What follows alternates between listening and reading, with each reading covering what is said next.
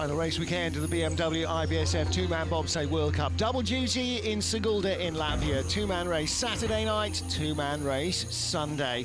Hello, welcome back to Sigulda, everybody, for the second and deciding heat of race 7 of the two-man World Cup campaign, the penultimate of the regular season. Martin Haven alongside me, Anne van Nieuwenhuis, and Anne, a very interesting top 3 with an unfamiliar name.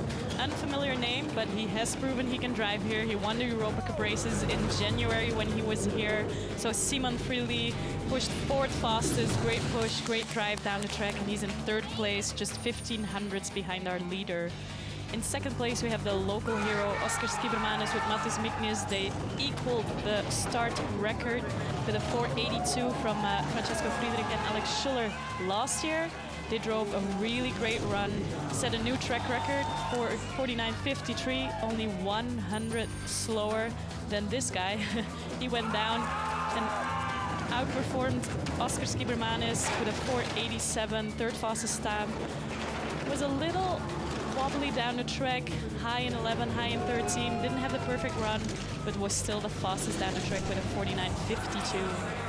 And the coaches were having fun. Yeah, coaches were having fun. So Francesco Friedrich, 100th in the lead over the man who he twice beat last year, Oscar Skibermanis. Simon Freely in 3rd place, but the snarling pack behind him, Yoon Jung-won, Justin Cripps, Vastislav Gajdukovic, Alexei Stornev, Dominic Dvorak, and the tie behind between Ralph Berchins and Brad Hall, they could all potentially threaten for a medal. Not for gold, that seems unlikely, and we may see the track record broken again in this deciding heat. So he's just got to find 200s effectively, a new track record to beat the king of two-man, king of everything actually, Francesco Friedrich. So Oscar Skibermanis, well, last year Martin Stukus was beaten into 2nd place by a couple of hundreds. This year he went out and won the skeleton race comprehensively this morning. Skibermanis got to channel a little bit of that to beat this man, the hooded spectre that is Francesco Friedrich. Definitely, and it is a big deal here in Latvia. It's one of their national sports. Skeleton bobsleigh are so popular. We saw a lot of fans on the track, along the track, cheering them on. So it would be a big win for him if he could do it on his home track. And this warm-up track you can see surrounded by all these pillars. The pillars support the racetrack 5 stories above it. It's a very odd place, isn't it, where you're sort of floating in air almost. It's like, almost like a video game with the track in the sky as you head off from the top. Well, after the crash in the first heat, Max Illman subbing out Marcel Kornhardt, his brakeman, who's got a bit of an ice burn for Eric Strauss. They will go off first, and our leaders from the first heat, Francesco Friedrich and Martin Grotkopp, the winners here of race 2 last season, are the guys who will go last to defend the smallest measurable lead that we have in the sport. Race 7 of the BMW IBSF two-man bobsleigh World Cup. Martin Haven and Anne van Nieuwenhuis of Belgium watching Max Illman and Eric Strauss, his replacement brakeman, getting our second and deciding heat underway after a crash in the first run. What can he do here in the second heat? Yeah, we can see some tape at the top of the sled, probably some scratches and yeah, damage on the sled after that crash. 498 getaway. They started 5 flat in the first heat, and both the driver and the brakeman just kind of shook it off. They crashed at the highest speed past the track, corner 15 to 16, but they walked away from it. And Illman was looking pretty much in control until then. Yeah, but there drops it off and skids going into 12. Good control there of exit 13. Drops it there again in that straightaway heading into 15, and let's hope he can not roll it off this time. That was very tricky, but he managed to save it. Very good to see that he made it to that Kreisel and will finish in 50.07. Yep, okay, so is he going to stay in the leader's box for long? Well, a 50.07 would have been good enough for 14th place, 200ths off 13th in the first heat, and that's sort of where we expected him to be. Max Illman, his first ever World Cup race, but he has been successful at the junior level. He was bronze in the junior two-man World Championships last week. As you say, raced here earlier in the month, in January. And there he was high at the end of 14 and then dropping it off. And you can see him peak to the roof of 15 really early again. Should have pushed that height a little bit further along the curve and then dropping and having that second pressure again. But this time he managed to steer it off and head into that straightaway. Well, there's Max on the right, Eggestrauss on the left, and yeah, Illman knew the danger was coming this time, didn't he? Same mistake, didn't catch him out. Well, next up is Mattia Variola of Italy. Mattia, another young driver, relatively inexperienced. This is only his second World Cup start in two-man as a driver, having started as a brakeman for the man behind him. In fact, it's not Simone Battazzo behind him this time. You can just see Simone in the white headband on the left-hand side. So, beginning his driving career a couple of seasons ago, same as Max Illman. And a 5:08, 100 quicker than their first start, but skids out of curve 1 and goes late into 2, and you can see him pretty high there, made his sled go sideways from 2 to 3.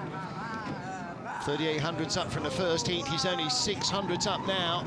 So Illman is going to pick off a scalp here, I think, unless Mattia Variola finds a lot of speed further down the track. A little bit wave there in 11, but a good control. Goes early into curve 13 and high there at the end as well. We saw some ice spraying up going into 14. Saw a lot of sleds in the women's race way up high there. You don't have quite the same control because you don't have the weight in it from the bodies that the men do. And then drops it off the exit of Kreisel, 50.63. That's 0.2 quicker than his first heat. Well, he raced here in January as well in the Europa Cup, so improving his performance with every run down the track, and that's exactly what the coaches want from a young driver at this stage, getting quicker and quicker, learning from his own mistakes.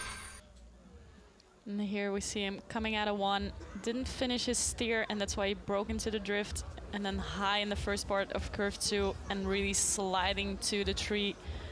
And they're high at the end of curve 13, that front bumper hitting before they head into curve 14, and then some airborne runners. Getting towards the end of his second year driving rather than just pushing bobsleighs. Mattia Variola drops into second behind Max Illman. Next up is Marcus Treichel, and behind him this two-man race, Christian Huber. Marcus with a couple of 10th place finishes in last year's races, but then he had 2 feet. Now he's got 1 and 1 broken foot. So he is not only lacking speed at the start, but that can't be helping him with the concentration either. Yeah, and he's gonna have a whole summer to hopefully recover that foot and have a good off-season heading into the pre-Olympic season next year. 5:05, 500s improvement, good job there. Again, the advantage over Max Illman a little higher from the first heat, and he's now from 8/10 down to 7/10 in front. But had some good transitions, 3 to 4. And looking very clean in curve 11. Nice exit there, doesn't touch the wall going into 12. Good control here in 13 as well. Speed is higher than the German sled, so he's adding to that advantage now, creeping out to nearly 8/10 away. Great straightaway there, and also a good exit coming out of 15. Across the line, he's going to be nearly 9/10 clear, 9100s, 50.03 run for Marcus Treichel, and that's 3100s better than his first heat. Now, we saw the track marking up a lot. You can see a lot of runner marks on it in the first heat. Temperature is dropping, night has fallen, the sun has cleared off, and I think the track is just going to get quicker and quicker now. So by the end of this run, we may well see the hour-old track record getting another good kicking. I think there's a good chance that will happen. There is Marcus Treichel, Christian Huber, your new race leaders. And here coming out of curve 3, just sliding a little bit, taking that parallel tap, going late into 4, but it didn't have any problems there. And you can see entrance of curve 13, really good control there. Dipped under the BMW sign, and they're a little high in the end. But not a lot of airborne action. Really good transition there, 13 to 14. Good job from Marcus. And also happy birthday to his other brakeman who's racing tomorrow, Marcus Gluck. He gets a break, he gets a birthday off. I didn't get a birthday, what's going on with that? Next up, Francis Romaninic and Dorian Oteville. And They are in 17th place after the first heat. A whole 300ths of a second is their advantage over current leader Marcus Treichel. Well, better hit at the start. The rear runners didn't seem to be coming off the ice so much this time. Roman gets in and gets down 5:05, same start as Treichel, so their 300ths remain in the bank. But a much better exit out of curve 1, and that's really going to help him down the track. There, the parallel tap going into 4, just like we've seen other sleds do.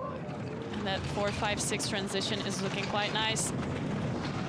Same speed, same start time, but a bit better speed, but they've already lost their advantage. Good control there, nice exit out of curve 11, early into 13. It looks like he's really in control of his sled.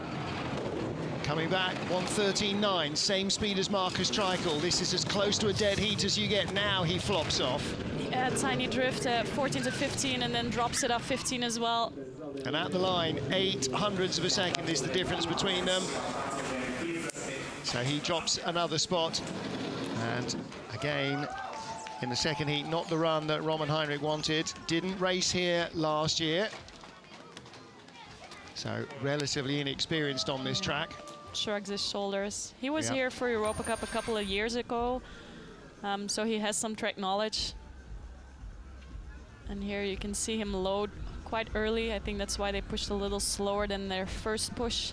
But I think he wanted to have his hands on the steering going into that curve 1. He didn't want to make the same mistake as in the first heat. And then here, straight away, 14 to 15. Just a tiny drift, but takes that hit. And there, that second pressure coming a little. And you can see actually some of his cowling is... He had some tape there, but it looks like some of those screws have popped and it was a little bit loose. So Marcus Treichel of Austria leads. Next up is Ivo de Bruin with Dennis Venker. And among the small nations, the Austrians, the Belgians, the Dutch, all kind of in firm contact with each other. That's what these guys can produce. 16th and with a crash in both races last year, 5:08 start. 100 slower than their first heat. Good looking line from 2 to 3 and just a tiny tap there, that parallel tap like a lot of sleds did, going from 3 to 4. A little skiddy there in the labyrinth. Looks like he's sliding just a little bit down the track. So I wonder if the track has really changed between the runs then, because it looks a lot more skiddy, the sled, than in the first heat. Well, I think because the temperature drops, the sun is down, that it just got a little bit harder and harder to control. And there, drops it off as well, goes late into that chrysal. That's going to cost him more at the time. end, He has got good speed, quicker than Marcus Treichel at the line, but drops behind Roman Heinrich as well, 2/10 back. Yeah, and there our coach Tom Delahanty shaking his head. Yep. Not a bad looking run, but that labyrinth looked very skiddy, and his sled, the back end of his sled was just a little bit out of control. They're testing a lot of the material, driving a new Eurotech sled, and they're still figuring out the best setup. So it's a challenge for Ivo to learn how to drive this new sled. And there, that slow-mo of curve 15. You get high up, you get pushed away by the bulk of ice up by the woodwork, don't you? You don't actually get to the wood, it just... Exactly, and that's why you're down too soon and get that second pressure there at the end. And then you cannot shoot it out and get all the speed you could. Proper racer's haircut, though. We're liking that a lot. Money well spent. Both of those euros went to good effect. Well, he actually had to pay 25 euros. So that is a $25 haircut for 25 euros. That's a bargain. Marcus Treichel, Roman Heinrich, Ivo de Bruin are top 3. 5 sleds down, 15 to go. Penultimate race of the two-man bobsleigh World Cup season in Sigulda, Latvia. Martin Haven and Van Nieuwenhuis watching Benny Meyer and Sasha Stepan stepping off the mark. Their advantage over current leader Marcus Treichel is a whopping 600ths of a second from the first heat. 5:05 equaling their first start. And equaling Treichel's start as well. We've had 3 5:05s in the last 4 sleds. It looks a little skiddy there at the top, just like the other sleds we've seen so far. I think the conditions are slightly different than they had for their first heat, so everyone's adjusting a little bit. And how quickly do you dial yourself in? You know, do you feel it in the first couple of turns here? Oh, definitely. I think you already feel it in that straightaway 1 to 2, how skiddy the ice is, so they're adjusting to it. But I think that's, you know, their runner choice will be based on what they did in training, and this is very different than what we had on training. 500ths of a second in it between him and teammate Marcus Treichel. Who's in front? It is Marcus. 50.16 for Benny Meyer. Bronze medalist in the first race here last year, 9th place in the second. I'm sure wife Elizabeth is watching at home with baby Hendrix. He's saying hi to them. Yeah, Valentine's Day yesterday. I'm sure something nice arrived. Well, now that you said it, it better be. It better have. I know. There's a lot of wives and girlfriends with husbands on tour for a long time. And there we see the 13 to 14 transition. Looks nice, no airborne action. And then sliding out of 14. What's the relative? Just those tiny little flinchy corrections just to stop it sliding. Monsieur. Saying congratulations to their teammates. So Marcus Treichel, Benny Meyer, an Austrian 1-2. Next up, Christoph Hafer for Germany. And Christoph has Christian Roeder behind him. Christoph Hafer did a couple of races in the World Cup last year. Hasn't been part of the World Cup team this season, though, for Germany. And Christian Roeder, the 22-year-old, his first ever two-man race. Hafer made his World Cup debut here at the beginning of last season. Yeah, he only raced World Cup races in Lake Placid in the beginning of season. But And since then, last year there was a reselection at Christmas, and those who were unhealthy after the summer fought their way back into the team. Yep, 5:03, 200s quicker than his first start. And best velocity out of turn 1 as well. And good-looking lines at the top of the track. Looking more stable than some other sleds we've seen so far. No skidding around. Well, 14th place is not where any self-respecting German bobsledder expects to find themselves in the order, so he'll be looking to try and move up at the expense of the next few. Yeah. And then taps out of that straightaway, just a tiny drift. Lower line in 15. But a nice straightaway heading into 16, that uphill part. Yeah, but he's paid for it. Look at the speed. Only 5th fastest sled. Barely crosses the line in front of Marcus Treichel. He does take the lead. Oh, those coaches are having so much fun. Yeah, the masks, just to explain, are photos of Rennie Spies and Gert Leopold, who are normally in the coaches box, and in fact were yesterday during the women's race. But they're not here today. They've gone back to Altenburg with the women's crew to help train for the World Championships. And here's slow-mo of curve 11. He was high in the beginning, then dipped, and then you're high at the exit again. That's why he claps off and has that late tap in that straightaway between 11 and 12. So there's Christoph Hafer.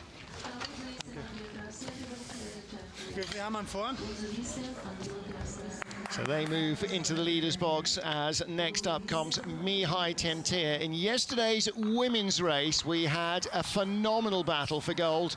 200ths of a second saw Nadezhda Sevika of Russia claim her first ever World Cup win, and also Russia's first women's bobsleigh European Championship gold medal. But just by 200ths ahead of Romania, and they had a fantastic pair of runs, Romanian girls, with a start record and a track record in the final heat. Now, Mihai may not get to that stage yet, but still just 21 years old. A little trouble of the brakeman loading. You could see his knee was really high up. 5 flat. Their parallel tap, 3 to 4. Good transition, 5 to 6. A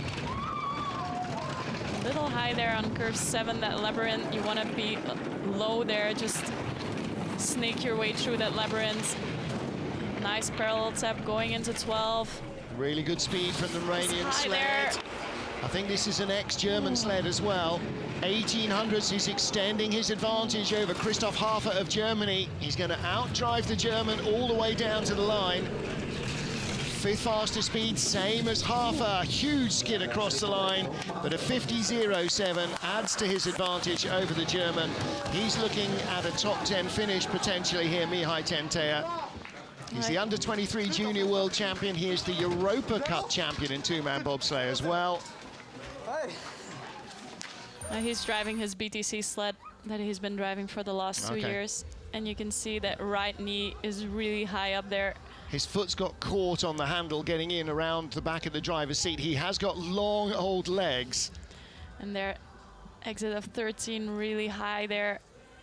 And then flops off. You can see his head being smashed around on the cowling. And then steering it off here, exit 14. Back end dropping off. So Mihai Tentea, pretty decent run from him. Raced here in Europa Cup in January as well. Now, can he make it up into the top 10 to continue a very successful weekend for Romania? In 12th place is Suk-Yoon Jin of Korea, with Lee Kyung-min on the back handles of this two-man sled. World Cup two-man debut for Lee. He's done 3 America's Cup two-man races before that, but not since 2017 has he been in a two-man sled. 5.08. And then we're talking about the fact that several of the big two-man pusher names may not be competing this weekend because the World Championships for two-man are next week. Yeah, so I think that some of the teams are giving their best brakemen some days off. Definitely because it's a double race. They don't want to have them pushing both races, but maybe they will just keep them on the sidelines for this whole weekend so they're fresh and they can push really fast on World Championships. Nice to have that opportunity where you've got enough brakemen to cycle them through 2 or 3 at a time. 700s behind Mihai Tentea. Is this the first scalp for the young Romanian? Suk-Yoon Jin, the 29-year-old from Korea, comes across the line just 200s back. Now, I know Mihai isn't the tallest of guys, but his brakeman, Raul Dobre, is a lot. It's like you and me stood together, isn't it? Well, it's like me and Sarah standing together. You know, it yeah, just it's more like me exaggerates and you. You are closer to Mihai's height, I think, definitely. So, not a bad load from Suk. And they're getting in really early. He was a former brakeman. They're not producing the fastest start time, so maybe he should think about running it a little further. And then here you can see a lot of steering there at the exit of 14, but nails it, just puts it in the middle there and drifts to the left side. And here just takes that hit and skid before the finish line. Brakeman is still folded in half. Yeah. He's not popping up early. Nope. So we have 11 sleds to go as we get to Switzerland's Michael Vogt with Sandra Michel. And Vogt was one of the sensations of last season. In his second year as a driver, he broke into the World Cup and produced some fantastic results. This year, he scored his World Cup best, bronze in Lake Placid. He only raced here in the World Cup last year, no other races here. And actually today Swiss Championships was happening too in St. Moritz, and Beat Hefti won the two-man race today. All right. So that's an interesting fact. He is still racing on his home soil. So the Swiss Championships this weekend in St. Moritz was also the Spanish Skeleton Championships. You didn't know that existed, but Andy Mirambel and all his new athletes are there doing that as well. And a good-looking run from Michael Vogt so far. A little high there, but takes a nice parallel tap going into 12. Late going into 13. That means a lot of steering to get it off, but manages well. 1700s ahead of Mihai Tentea, and this is to try and earn himself a place in the top 10. Great exit out of curve 15. Nice entrance going into Kreisel. Good speed as well. Michael Vogt across the line using the patented Van Nieuwenhuis head dip. 49. We're going to make a Fosbury flop thing of this. The and dip. I need an easier name to get a trademark. Yeah. And dip, that's what we're going to call it, because nobody's going to be able to spell your surname correctly or pronounce it correctly. So outside of Belgium. And here, curve 11, a little high there, and then you dip in the middle and get pressure at the end. That's why he's high, but a good parallel tap sets him up nice for 12. And then he had to really work it off the exit of 13. And a great exit there. Just going to the left side of the straightaway, right side of your screen. Well, Mikkel Vogt is our race leader with 10 sleds to go. That's an improvement over last year where he was the last sled to the line who hadn't crashed. So stepping up the order with 10 to go. And it's interesting when you come back to a track that they had no experience of before and then see what a year of driving and that ability to learn does. And he's sort of moved half a dozen places and potentially more up the field. So, you know, you can measure yourself on what you did last year and go, yeah, we're all moving in the right direction. Oh, definitely. When he was here last year, it was the first World Cup race of the season, his first World Cup race ever. And it's been almost 2 full seasons now that we're back here, and you can really see that he improved a lot, that he developed his driving skills, his pushing skills, and that his team is doing really well. Now, the real problem for Mikkel Vogt, who was the hot new thing last year, is, there he is on the left, is there are 2 hot new things in the Swiss lineup. We've got Mikkel Koenen, who was a big, strong brakeman who started to drive, and we've also got Simon Friedli, who is a big, strong brakeman, who we will see much, much later in the run. And, you know, when you've just sort of established yourself, really taken the reins up from the retired Bert Hefty as the Swiss #1. And Rico Peter as a... Yeah, and Rico Peter, who retired after games. Then, you know, 2 new young guys arrive the next season. What they need to do, you know, what Christoph Lange, what Chris Woolley need to do with Swiss sliding is get these 3 guys working together in a friendly environment the way that the top 3 German guys do. You know, you see definitely. Friedrich and Lochner and Walter, and they share information and they work together, and the whole, you know, the rising tide floats all 3 boats, and the Swiss have to be able to do Definitely. that. And they're working really hard to get their 3 World Cup spots, so they can have more sleds in the World Cups. Imagine that. Answers on a postcard. When was the last time there were 3 Swiss men sled in World Cup? That would be, to have all those 3 together, they're all potential, you know, medal winners right now without another year's development. Big crowd in Sigulda, Latvia for the final race weekend of the 2-man World Cup. This is the penultimate race of the series. We're in the top 10 in the second heat. Buitenhaven and Van Nieuwenhuis of Belgium, who raced here in yesterday's women's encounter, watching the action as we go 10 down to 1 to decide the gold medals. This is hometown hero Lars Bertjens with Dove Springs behind him. Bertjens a rookie here when we were at the season opener last year. 491, great getaway. 491, that is a good, strong run. And his advantage over Mikkel Vogt of Switzerland, a 1/10 of a second from the first heat, add nearly another 1/10 at the start. And very good at the top of the track, only a little tap between 3 and 4. Good transitions there in that upper part of the track. And very high speed heading into curve 11. Little wave, he will take a little tap there, going 11 to 12. High there, so he'll need to haul it off at the exit of 13 and drops his runner there in the straightaway, heading into 15. Good looking speed, good looking exit there as well. 1.5 kilometers an hour quicker than anybody at the bottom. What's he got? 1:25.0, good speed. 49.80, only 700s quicker than his previous run. And the Swiss team having some fun in the winner's box as well. If you can't have fun in the leader's box, when can you have fun? And listen to that crowd. It must be an amazing feeling to be able to race on your home track with so many people cheering for you. You're telling us you've done more trips here than anywhere else. This is your home track as well. Do you not get that same effect? Oh, no. Not quite so much. Bobsleigh is not really a women's sport in Latvia. Yeah, that's for sure. Here's straight away from 14 to 15. Nice and straight. Perfectly where you want it to be. Early entrance there. Really great run from Ralphs. Yeah. Rouse Berchins with 2 7th places last year. He was tied to the 100th of a second in 9th place with Brad Hall and Greg Cackett of Great Britain, who serenaded the women's bobsleigh field over the track announcing speakers yesterday. Go and look at that online. Ed Sheeran will be turning in his grave, but let's see what they can produce here. 4.94 start, 5th fastest getaway in the competition in Heat 1. 4.94 again. A little tap there coming out of curve 1. Just controls it in the straightaway, but you can see a lot of sideways movement of his sled in that upper part of the track. 2 to 3, 4 to 5 was just, the back end of his sled is moving a lot.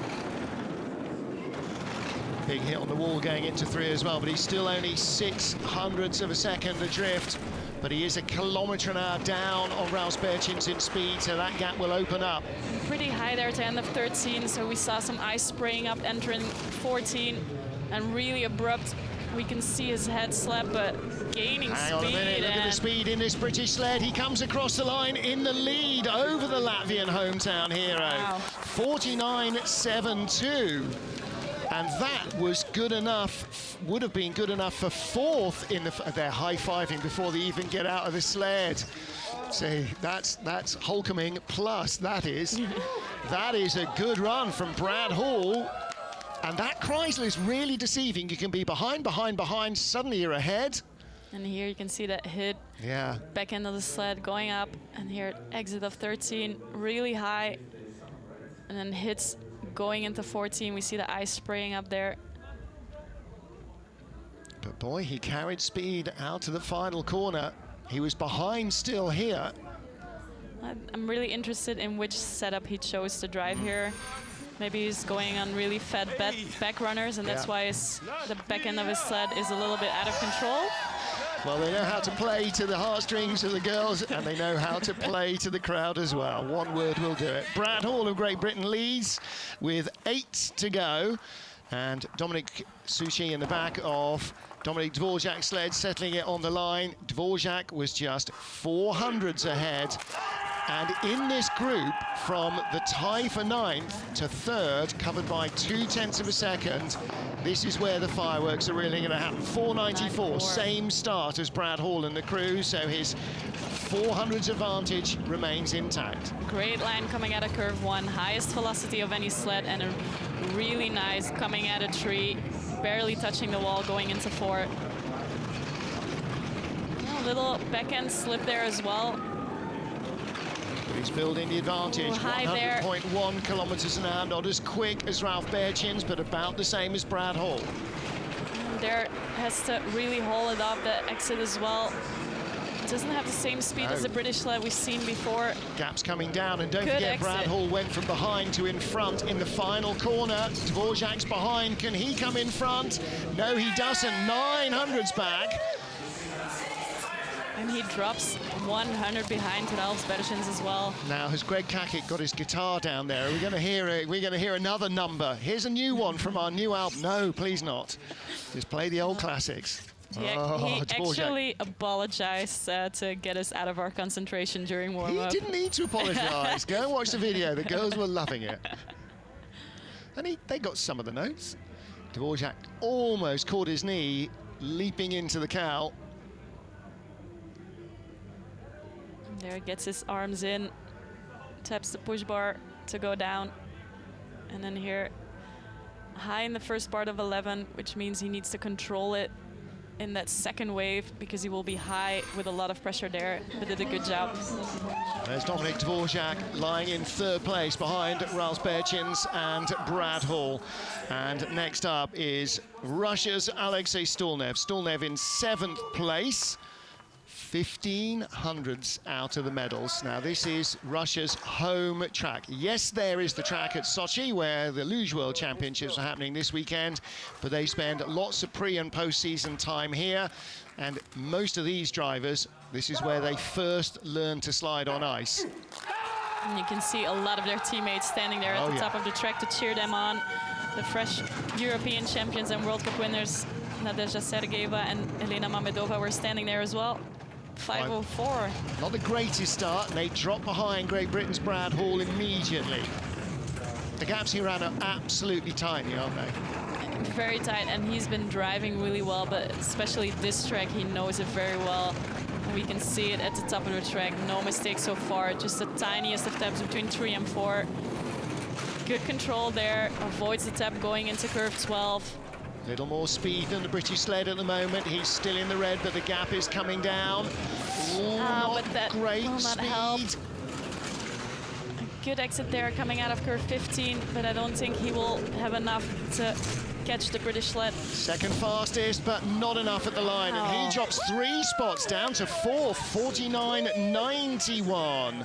So Brad Hall with a 49.72 is the standout performance so far.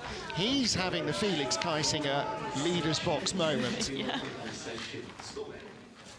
Was not a bad looking run, but just didn't have the same speed as the other sleds. And again, you know, when you're not doing much wrong as a driver, you kind of look at the setup and whether you got that wrong in the first place. Had a really good transition here. We didn't see any ice spraying up, but then Held it up there, didn't he? ran it. Yeah, he drove it really long there.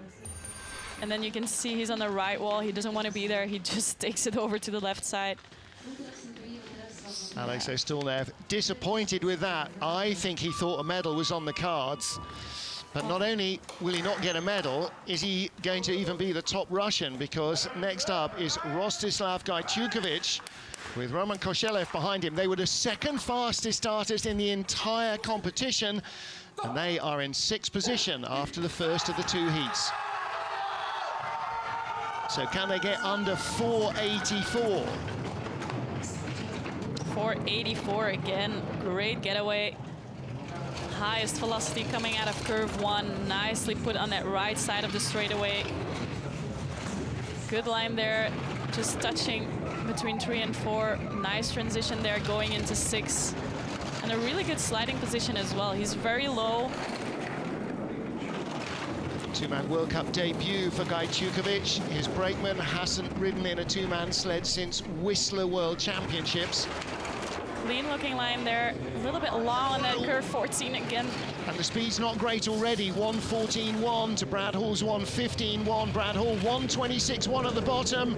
Oh, this is going to be close. Has he got enough in the tank? 300s in front.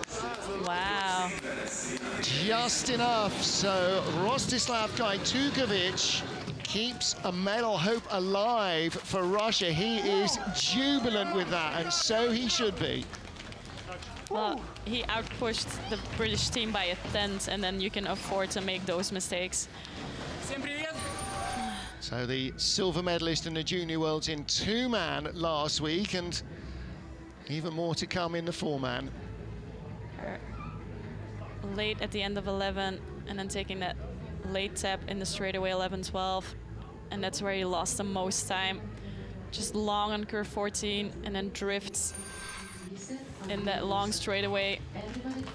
Well, he's got the lead on his World Cup debut. He will be no worse than 6th position ahead of Brad Hall and Raus Berchin's teammate Alexei Stulnev.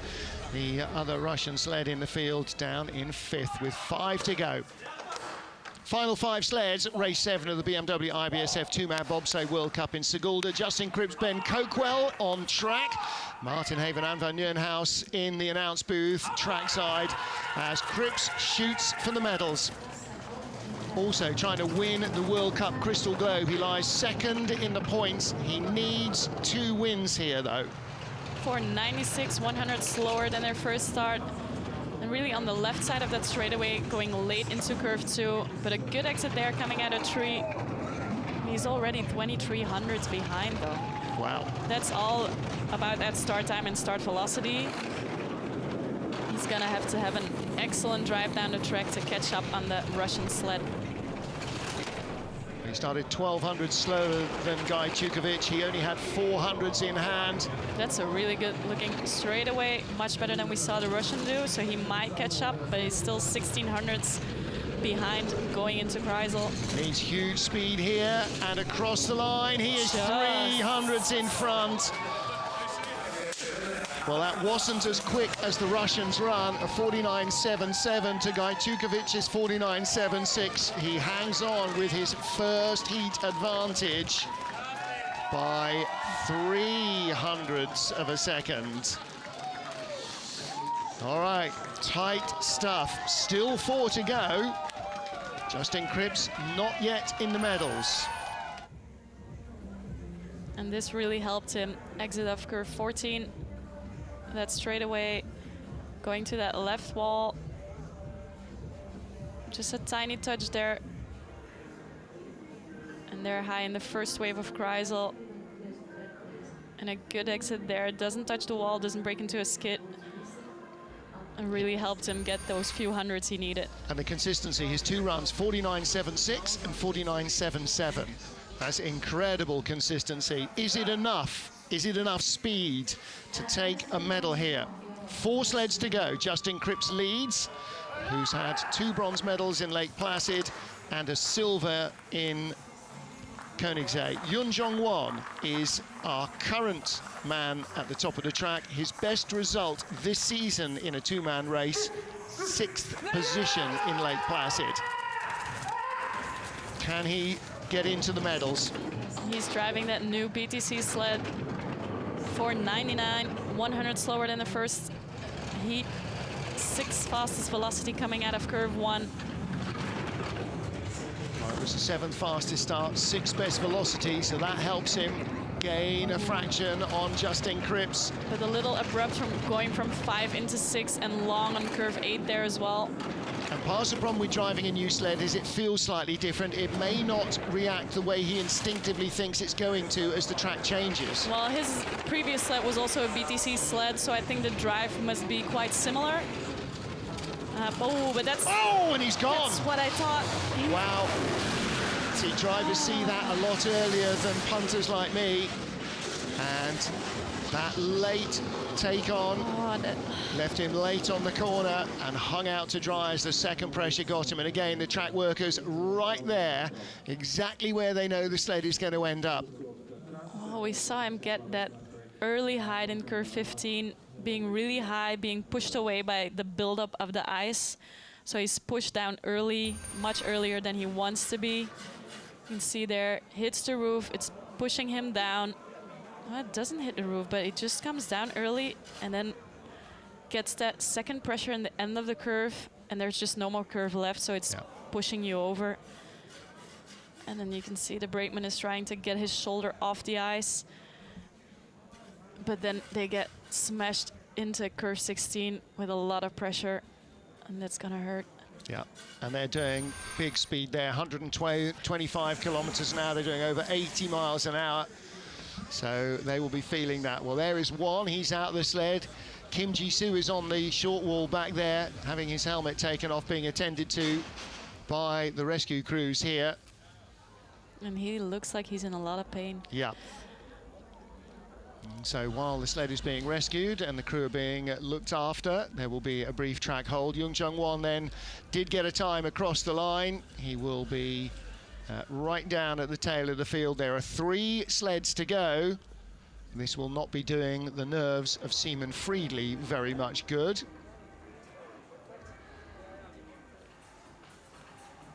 Well, there you get a great look at the runners on these sleds. They're highly polished, mirror perfection, anything to reduce the friction, and very rounded profile, aren't they? So they're not like an ice skate. They don't cut the ice, although we always talk about cutting the ice.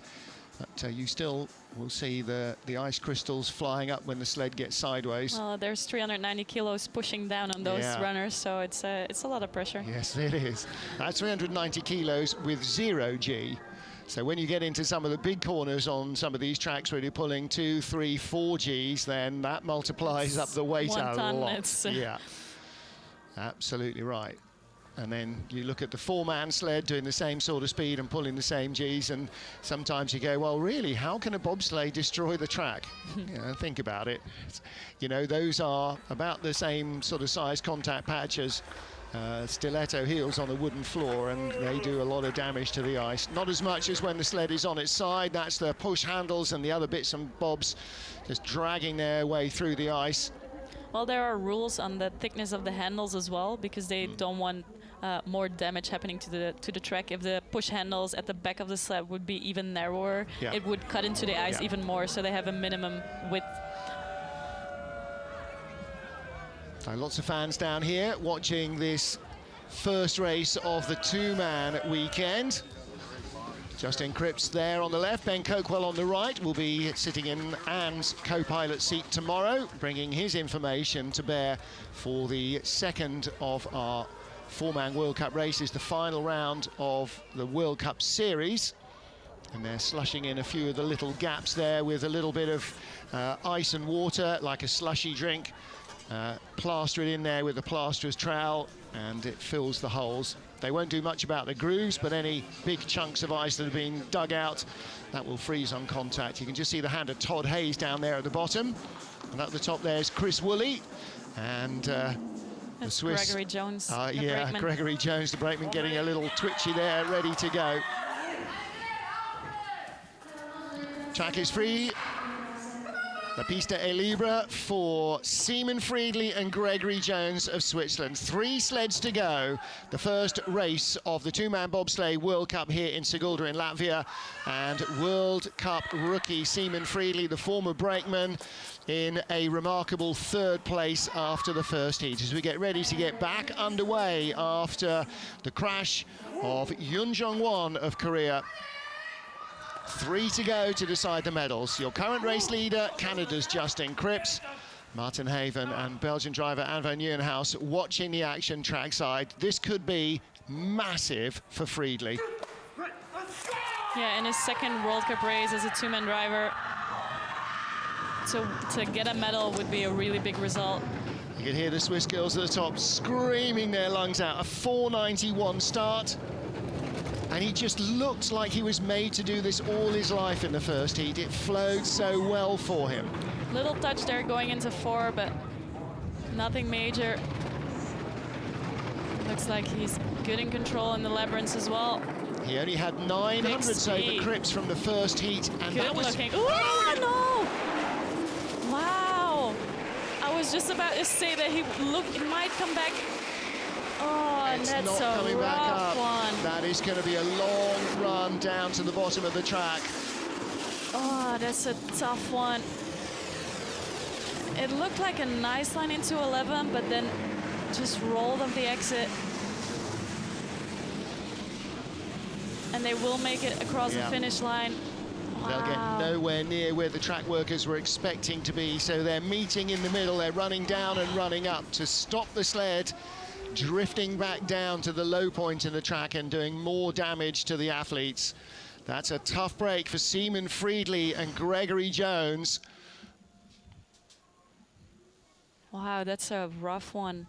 You know, and there's nothing about this sport where you take it easy. You're always pushing the performance, always pushing, looking for 100th here and 100th there. I'll just leave it on a little longer. I'll just go a little deeper, a little higher.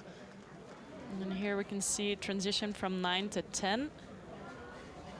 It's a little bit high there, but controlled. That first wave dips and then gets the pressure in the end, and it just pushes him over in the end.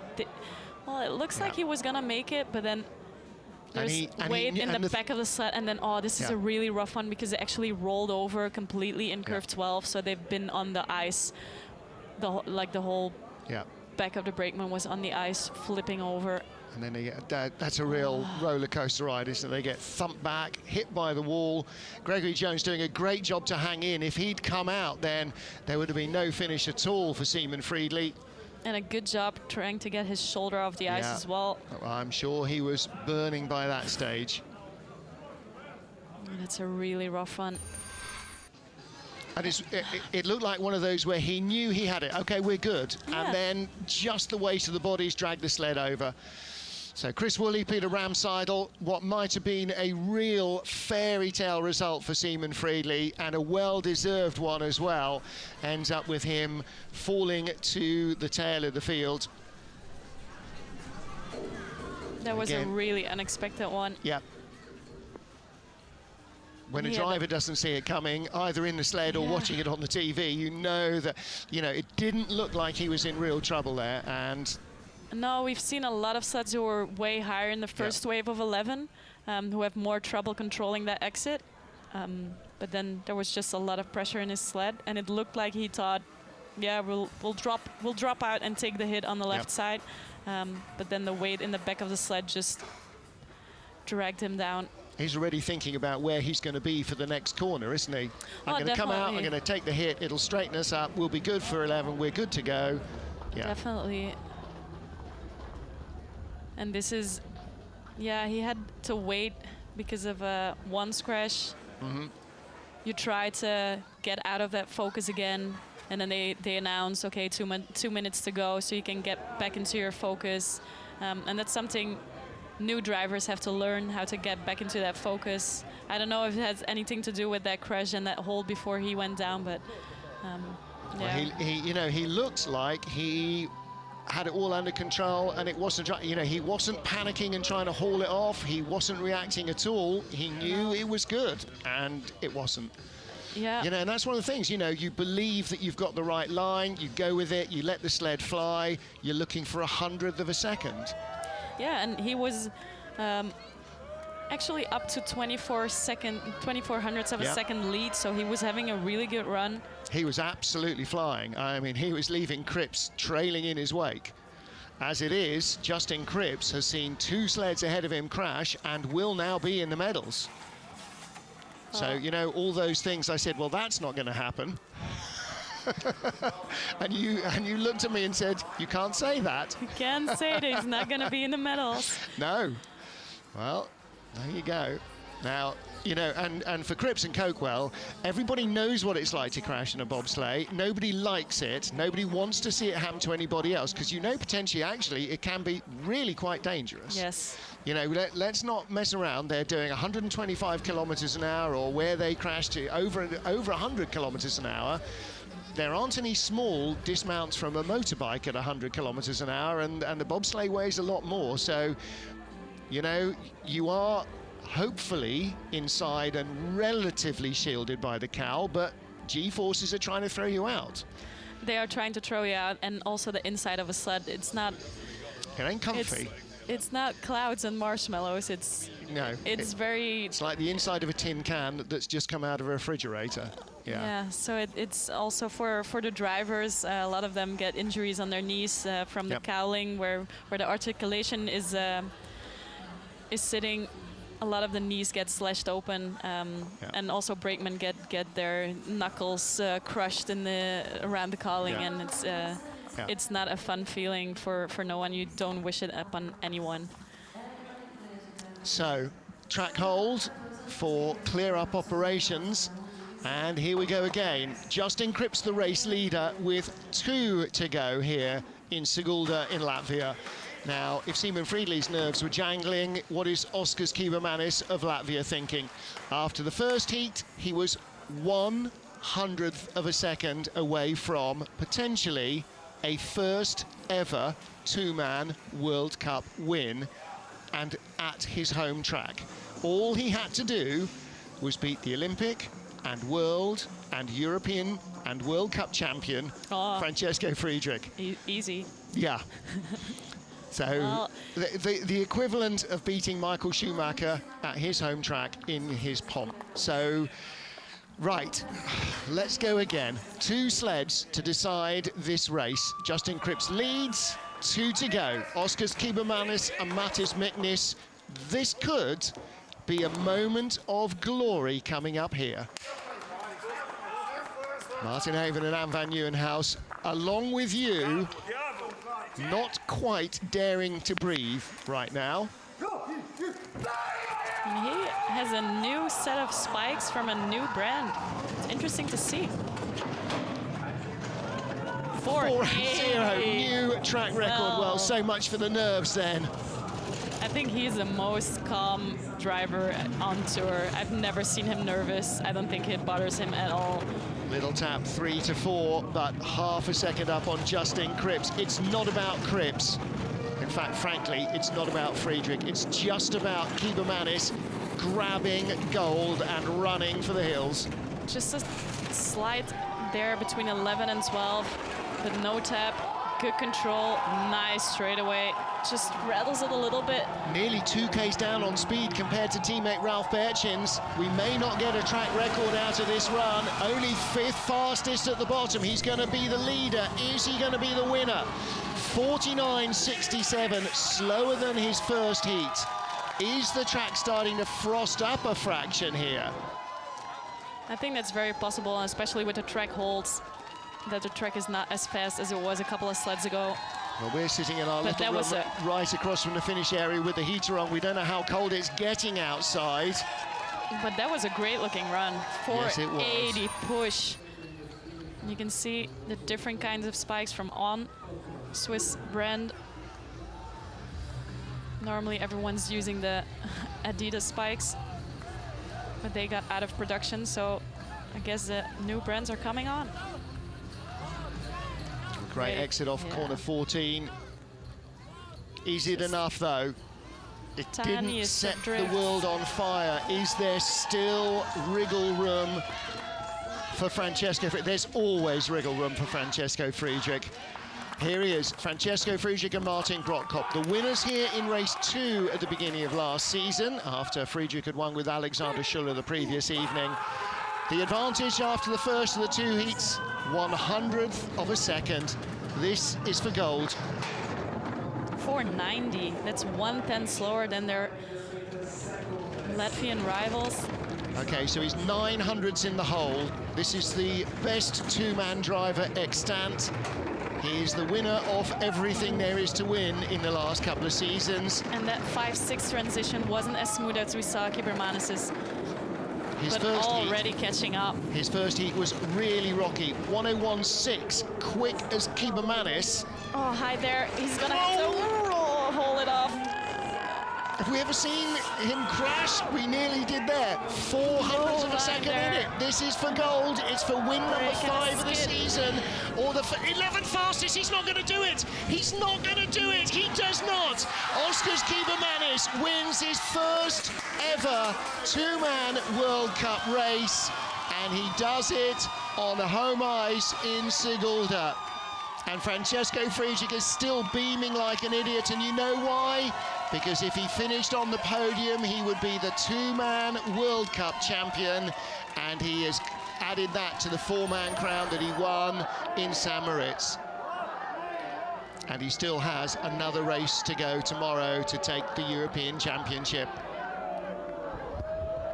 Great load there from the pilot.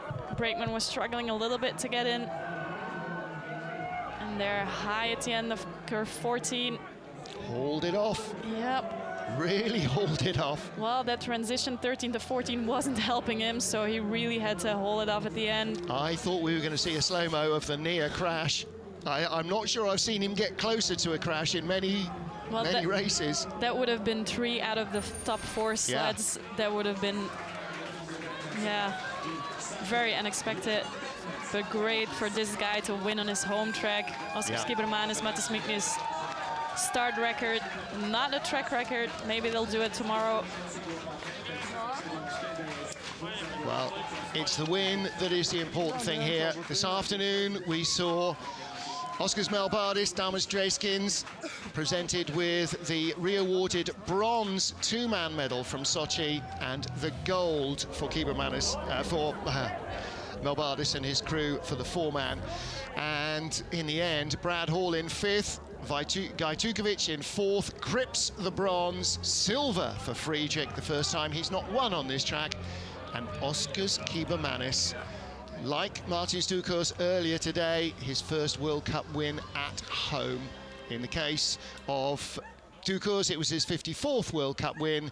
In the case of Kibermanis, it's his first. Well, we're having some dramatic finales to the races here, and so far Latvia have had 2 wins today, and Kibermanis might be in the same kind of form again tomorrow. This will definitely give him the confidence that he needs. Well, with that push and that drive, he just he did really well, and I think he can go faster tomorrow if he doesn't have this track hold up. They will be racing in the afternoon, so that's a little bit different than the evening race today. but I think he'll be looking to get that track record on his name as well. Yeah, definitely. So Francesco Friedrich and Martin Grottkop with the track record in the first heat. And they, Francesco Friedrich and Alexander Schuller, set the start record in the first race last year. And that has now gone to Oskar Skibermanis, Mats Miknis. 200s inside that start record with a 4.80. And the crowd who have stayed out here into the cold and the dark been rewarded with a second Latvian win and a fourth Latvian medal of the day after the two reallocated Olympic medals. And tomorrow they have their fresh Olympic champion joining the race. Yes, Oskar he will be in the European Championships, the final race of the weekend and the final race before the World Championships. So this is going to put Oskar Skibermanis into a very good frame of mind for the next couple of weeks. He previously had a four-man win in Samoritz in 2017, but was lacking a two-man win. And if you're going to do it somewhere, do it where they know your name. And this is the place. So using all of that knowledge, all of that experience to claim his first win. And after all the crashes, kind of lost track of who everybody else was. And Rostislav Gajtukovic on his World Cup debut, finishing an amazing fourth place. Only 300s out of a medal. Here is our World Cup rankings after 7 of 8 races. Francesco Friedrich now uncatchable. Justin Cripps in second place has Oskar Skibermanis hot on his heels for what will probably be regarded as the vice-champion spot. Mikkel Folks still in fourth, ahead of Roman Heinrich and Dominik Dvorak, the young stars in the top half dozen. And it will be a two-man and four-man and combined Crystal Globe presentation for Francesco Friedrich. He tied up the four-man last time in Samoritz narrowly. He tied up the two-man here with a race to go. But the victory and Van Nieuwenhuis went to the hometown hero, Oskar Skibermanis. What a place to take your first win. Yeah, great start, 480, and just he took it the whole track. Just he knows he has the knowledge to do it. He kept his calm after 2 crashes and just drove it perfectly all the way to the finish line and then parked it. Yeah, watching it there again.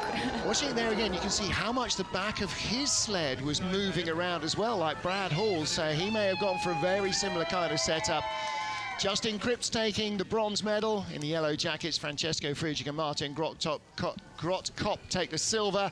And for Francesco, that is enough to guarantee he will be the two-man World Cup champion as well. So now I'm going to have to go and count up how many World Cup titles he has got under his belt while we shuffle them around and arrange the flowers. Hester down there nailing jelly to the ceiling as ever, trying to get the athletes in the right place. Well, that's it for our penultimate race in the two-man World Cup series. Tomorrow evening or afternoon will be the finale of the World Cup, and then we head to Altenburg in Germany. Anne is off there tomorrow to train up for the World Championships, so my thanks to you for all your words of wisdom. I look forward to seeing you there in a week's time. Join me and the rest of the IBSF TV crew for tomorrow's action. Sunday it starts at 8 AM GMT with women's skeleton, 11:30 GMT for the final two-man race of the season. We'll see you then. Goodbye for now.